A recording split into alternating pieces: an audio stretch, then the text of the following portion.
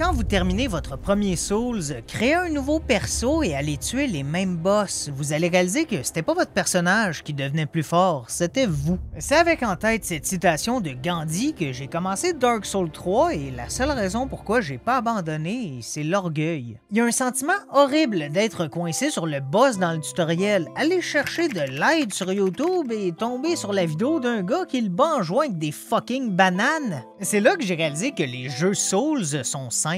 Attention, j'ai dit simple, pas facile. Enchaîner les boutons aléatoirement, c'est la meilleure façon de mourir. Juste après tomber dans le vide, ouais, y a rien qui bat tomber dans le vide. Notre premier jeu de From Software amène un aspect de provocation. Le jeu insiste qu'on peut pas le battre et nous pousse à essayer de lui prouver le contraire. Il faut échouer pour s'améliorer, mais pas juste mourir sans réfléchir, ça tout le monde peut le faire, même mon grand-père est capable. Lui par contre, il l'a juste fait une fois. Dans un Souls, on perd pas quand on meurt, on perd quand on abandonne. Mais pourquoi jouer à un jeu si complexe à maîtriser quand il en existe des centaines grandioses et plus faciles? D'où vient cette persévérance? Quand on se fait dire que quelque chose est dur, psychologiquement, on est porté à essayer plus longtemps parce que l'humiliation de l'échec disparaît. Je suis mort genre 100 fois sur Melania et je me relevais toujours avec la même détermination que Randy Marsh. I didn't hear no bell. Moi, je joue à ces jeux-là parce que le rush d'adrénaline est à la fois unique et incroyable. Il y a un mélange d'absurdité et de beauté dans le stress que me procure le moment où, après ma mort, je dois aller récupérer mes âmes sur mon cadavre.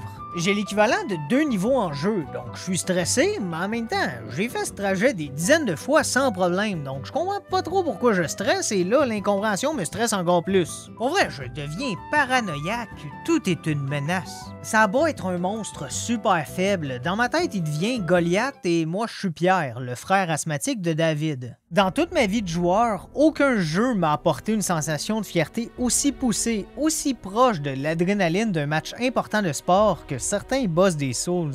J'aimerais dire en blague sans la sueur de l'effort physique, mais malheureusement c'est encore pire la sueur de nervosité. Ça vient juste avec une odeur de « ben voyons donc, pourquoi je pue ?» Et ce stress-là serait pas possible sans le défi surréel qu'est la situation initiale, sans les heures d'échecs qui ont mené au succès. Quand j'arrive face au boss, la menace est réelle et je le prends au sérieux parce que bon, il vient de me tuer 52 fois. C'est pas des oui-dire que le jeu me raconte comme quoi il a supposément tué des milliers de personnes avant notre affrontement. Et c'est important de préciser que j'adore les jeux plus faciles. Souvent, j'ai besoin de juste décompresser sans me donner à 110%. Mais ça me fait toujours rire quand je vois un boss super intimidant physiquement qui pose aucun défi. Sérieux, un dragon qui perd contre un chevalier, ok, mais là c'est un plombier dodu qui sauve le monde à temps partiel. En plus, il te tue pas avec Excalibur et il t'achève à grands coups de derrière.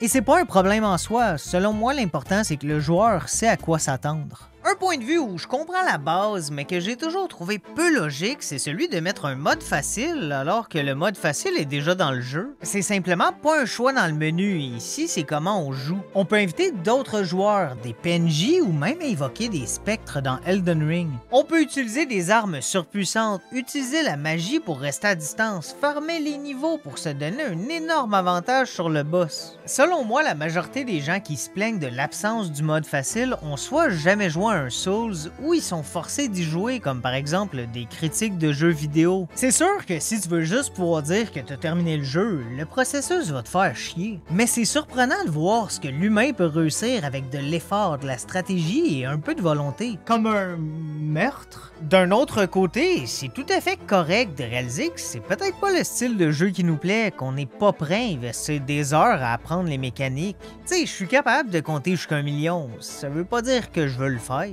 Et je tiens à préciser qu'il y a des défauts, les Souls, malgré leur accessibilité, sont pas parfaits. Notre niveau d'habilité peut nous limiter et même mener vers un style de jeu qui est pas nécessairement celui qu'on veut. C'est pas tout le monde qui peut battre le jeu en courant presque nu avec une grosse épée. Dit de même, c'est peut-être une bonne chose. Avoir une difficulté unique permet aux développeurs de se concentrer à 100% sur le jeu et l'expérience précise qu'ils veulent offrir. Tout a été pensé en fonction de maximiser le potentiel de l'ennemi auquel on fait face. La majorité des jeux fabriquent une difficulté artificielle en mettant des sliders qui changent pas vraiment les mécaniques. Le problème, c'est que c'est presque jamais adapté, c'est des ennemis avec plus de vie, des dégâts boostés, parfois on en met plus aussi. Et ça, c'est sans parler des jeux qui, pour leur mode facile, font juste diminuer l'intelligence des ennemis en leur donnant le QI d'une plante morte. C'est moi qui est censé frapper les ennemis sur la tête, là on dirait que vous leur avez donné d'avance 10 commotions cérébrales. Ces jeux-là au plus facile, il y a tellement pas de challenge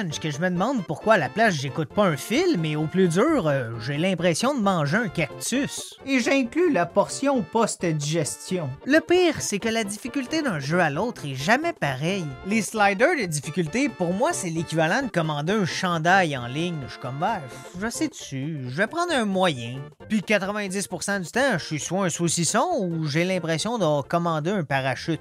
Et je déteste changer la difficulté en cours de jeu. Pour moi, c'est censé être le même genre de décision qu'envoyer un SMS sous à 3h le matin.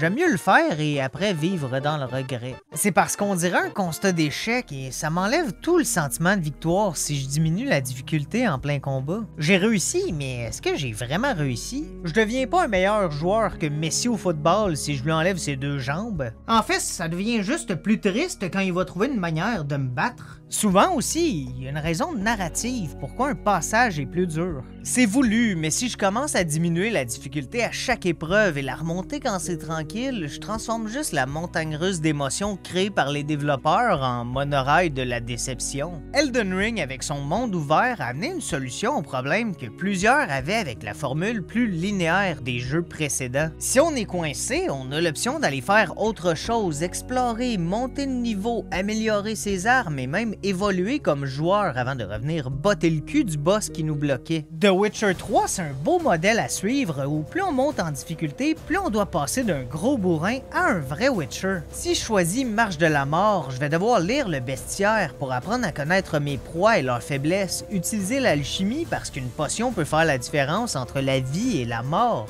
Le jeu te pousse à apprendre et utiliser des mécaniques supplémentaires, pas tirer 8 chargeurs de plus. Resident Evil, c'est différent, mais aussi vraiment bien réussi en ajustant le jeu en fonction de nos performances à long terme. Si tu rates 90% de tes balles ou meurs trop souvent, le jeu s'adapte sans même te le dire. Ce qui est environ l'équivalent de simuler l'orgasme. Se plaindre qu'un Souls est pas assez simple malgré les outils que nous offrent les développeurs, c'est un peu absurde. Leur but, c'est de rendre le jeu le plus accessible possible pour les joueurs qui veulent y jouer en offrant des mécaniques qui s'adaptent à tous les niveaux. Mais leur objectif, c'est pas de faire un jeu qui va plaire à tout le monde, parce que ça existe pas. Personne se plaint que Call of Duty manque de course automobile, que FIFA manque de simulation de casino. Ouais, ça vraiment personne s'en plaint. Il existe des milliers de jeux et personne peut jouer à tout. Si le jeu est pas pour vous, vous pouvez simplement continuer à vivre votre vie et laisser les autres mourir en paix.